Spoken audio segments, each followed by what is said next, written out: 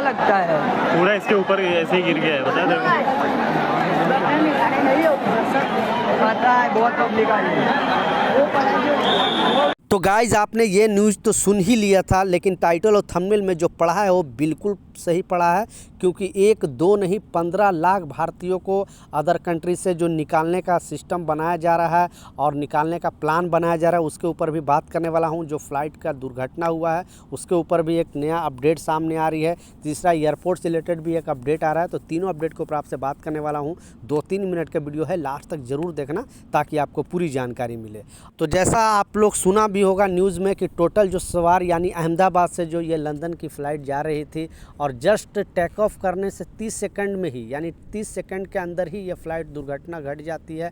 और बहुत बड़ा लगभग इसमें जो सवार से 242 लोग सवार थे और इसमें से 241 लोग का जान चली गई है, यानी उनको कुछ मतलब एक भी उनमें से बचा नहीं है। एक शख्स जिन्होंने इमरजेंसी डोर ओपन करके वापस कूद गया था फ़्लाइट से, तब उनका जान छलांग लगाया तो शायद उनका जान बचा, अभी भी वो हॉस्पिटल में एडमिट है। तो टाटा समूह ने एक बहुत बड़ा अपडेट दिया है और बताया, जैसा आपको मालूम है कि एयर इंडिया को गवर्नमेंट से टाटा समूह ने ख़रीद लिया था और अभी जो भी एयर इंडिया एक्सप्रेस है या एयर इंडिया है वो सारा जो देख रेख वो टाटा समूह ही कर रहा है। तो ये जितने जो थे इसमें से लगभग 57 जो यात्री थे वो अदर कंट्रीज़ के थे, यूएस के थे, कुछ ऑस्ट्रेलिया के थे, यूके के थे, इस तरह का अदर कंट्री के लोग थे, बाकी इंडियन थे। और एक ही घर का लगभग 5 लोग थे इसमें सवार। तो समझ सकते हो कितना दुखद ये घटना है और जिनके यहाँ इस तरह का घटना घटा है उनके फैमिली में क्या होगा, आई डोंट नो कैसा फील आता होगा। तो इस अपडेट में बताया जा रहा है टाटा समूह ने एक बड़ा अपडेट दिया है, एक नया अपडेट दिया है और बताया है कि जो भी मृतक हैं यानी उनके परिवारों को एक एक आदमी पे 1 करोड़ रुपए दिया जाएगा, धनराशि दिया जाएगा। उनको 1 करोड़ टाटा समूह की तरफ से दिया जाएगा, लेकिन पैसे तो कोई पैसे अब वापस जान नहीं लेके साथ जा सकता, लेकिन उनकी फैमिली को कुछ सपोर्ट मिलेगा। अब इस पर जांच चालू है, किसके वजह से, क्या प्रॉब्लम की वजह से ये चीज़ हुई है, ये घटना घटी है।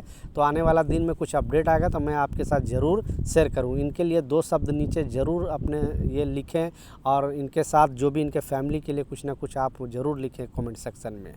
दूसरा जो सबसे इम्पोर्टेंट अपडेट है एयरपोर्ट से रिलेटेड ही अपडेट है और अहमदाबाद से ही रिलेटेड अपडेट है। आप भी अगर अदर कंट्री से आने वाले हो या फिर अहमदाबाद से जाने वाले हो दूसरी कंट्री में या फिर दूसरे स्टेट में, तो वहाँ पे फ़िलहाल 3 से 4 दिन के लिए फ़्लाइट अभी पूरी तरह उस एयरपोर्ट से टेक ऑफ नहीं करेगा, ना लैंडिंग नहीं करेगी। अभी वहाँ पे जांच चलेगी और ये जो खबर है पूरे इंटरनेशनल खबर बन चुकी है, बहुत ज़्यादा जांच चल रही है। इसके वजह से 3-4 दिन वहाँ से फ़्लाइट नहीं उड़ेगी। तो आप भी अगर वहाँ से ट्रैवल करने वाले थे तो अपने फ़्लाइट का टाइमिंग शेड्यूल सारा चीज़ चेक कर लेना और कौन सा फ़्लाइट कैंसिल हुआ है, क्या हुआ है। लास्ट जो सबसे इम्पोर्टेंट अपडेट है, आपने टाइटल और थंबनेल में बिल्कुल सच पढ़ा है, क्योंकि इस खबर के बारे में मैं बहुत बार लोगों को बता चुका हूँ, बहुत वीडियो में भी बता चुका, लेकिन भारत सरकार आखिर मौन क्यों है। भारत सरकार इतना अपने आप को स्ट्रांग बोलती है, लेकिन जब यूएस के बात आ जाता है, कनाडा का बात आ जाता है, यूके का बात आता है, तो उतना अचानक वो उनका सांप क्यों सूंघ जाता है इनके ज़बान पे। ऐसा ही मामला आया है, जैसा बताया जा रहा है कि अभी जितने भी थोड़ा भी अगर डॉक्यूमेंट में प्रॉब्लम है यूएस के अंदर तो भारतीयों को सीधा डिपोर्ट कर दिया जा रहा है। जब से ट्रम्प गवर्नमेंट और मोदी गवर्नमेंट के बीच समझौता हुआ है कि जितने भी इलीगल तरीके से अगर भारतीय वहाँ पे रह रहे हैं उनको भारत में वापस भेजा जाए और भारत सरकार उनको अपना लेगी। तो इस बीच में अब वहाँ ट्रम्प गवर्नमेंट को एक खुला चुनौती दे दिया गया, खुला एक फ्रीडम मिल गया है। उन्होंने भारतीयों को चुन कर डिपोर्ट कर रही है। थोड़ा भी डॉक्यूमेंट में अगर प्रॉब्लम है तो सीधा आपको डिपोर्ट कर दे रही है। और वहाँ के मीडिया हाउस के मतलब इस चीज़ को ज़ोरों शोर से उठाया जा रहा है कि लगभग 7 लाख इंडियन वहाँ पे इलीगल तरीके से रह रहे हैं। ऐसे तो लगभग 35 लाख भारतीय वहाँ पे काम करते हैं, वहाँ पे रहते हैं, लेकिन उसमें से 7 लाख लगभग इंडियन हैं जो इलीगल तरीके से रहते हैं। और इस चीज़ को मीडिया पूरा वहाँ की जो मीडिया है वो उठा रही है। तो आने वाला दिनों में जब भारत सरकार के साथ ऐसा समझौता हो चुका है तो भारतीय को यहाँ डिपोर्ट किया जाएगा, 7 लाख को चिन्हित किया जाएगा और वापस इंडिया भेज दिया जाएगा जो भी इलीगल तरीके से रह रहे हैं। तो प्लीज़ एक इंडियन होने के नाते वहाँ पे आप ऐसे नहीं जाना गलत रास्ते से, नहीं तो वहाँ पे प्रॉब्लम हो सकता है। और इसमें भारत सरकार कुछ नहीं बोल रही, क्योंकि भारत सरकार एक बार ज़बान दे चुकी है। अब वो जो भी ट्रम्प गवर्नमेंट के साथ जो समझौता हो गया है तो उस पर भारत सरकार कायम है। अब ट्रम्प इसी का फ़ायदा उठाते हुए लोगों को वहाँ से डिपोर्ट कर रहा है, स्टूडेंट वीज़ा वाले को या विजिट वीज़ा वाले को या या जो भी ग्रीन होल्डर भी है उनको भी वहाँ से डिपोर्ट किया जा रहा है अगर थोड़ा भी उनको डॉक्यूमेंट वगैरह में कुछ प्रॉब्लम लग रहा है तो। दूसरा जो बात आ रही है वो है 8 लाख कनाडा, टोटल 15 लाख की जो मैं बात किया कनाडा के अंदर से भी भारतीयों को डिपोर्ट करना स्टार्ट कर दिया गया है।